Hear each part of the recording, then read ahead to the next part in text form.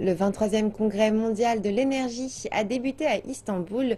Plus de 250 ministres et dirigeants d'entreprises ainsi que 4 chefs de gouvernement y discutent des questions énergétiques mondiales.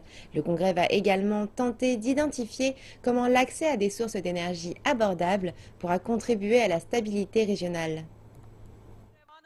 Le premier jour du congrès a porté sur l'avenir de l'industrie énergétique mondiale.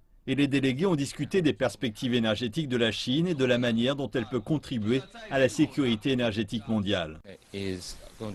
La Chine va lancer un marché carbone d'ici la fin 2017 qui couvrira 8 secteurs et quelques 10 000 entreprises. Si la Chine peut bâtir un marché sain, productif et actif, je pense que ces répercussions ne porteront pas seulement sur le développement à bas carbone de la Chine, mais aussi sur le marché carbone mondial et le marché énergétique mondial, et aussi sur le développement durable global.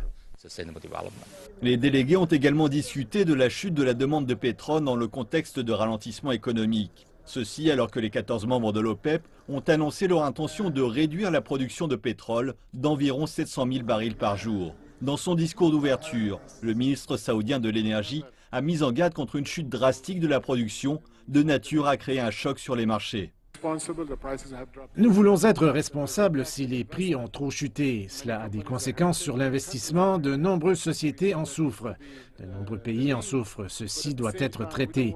Mais dans le même temps, nous ne voulons pas donner au marché le signal opposé et choquer les marchés ou les prix, car cela serait négatif. Pourtant, ce qui a choqué les marchés est l'annonce de la participation du président russe Vladimir Poutine à la diminution de la production mondiale. Les cours du pétrole ont atteint un plus haut de 1 an. Étant donné la situation actuelle, nous pensons qu'un gel ou qu'une diminution de la production de pétrole est le seul moyen de préserver la stabilité du secteur énergétique et d'accélérer le rééquilibrage du marché. La Russie est prête à participer aux mesures conjointes de limitation de la production. Par ailleurs, la Turquie et la Russie ont travaillé à rétablir leurs relations à la suite de plusieurs mois de tensions diplomatiques. La participation de Poutine à ce congrès est une étape importante du processus de normalisation et surtout de la relance de projets énergétiques bilatéraux tels que le gazoduc Turk Stream. Notre travail sur le projet Turk Stream qui vise à transférer le gaz naturel que nous achetons déjà à la Russie via les gazoducs des Balkans par la mer Noire se poursuit.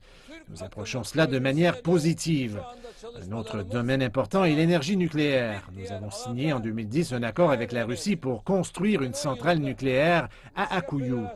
Les deux présidents ont eu un entretien privé destiné à accélérer la coopération bilatérale.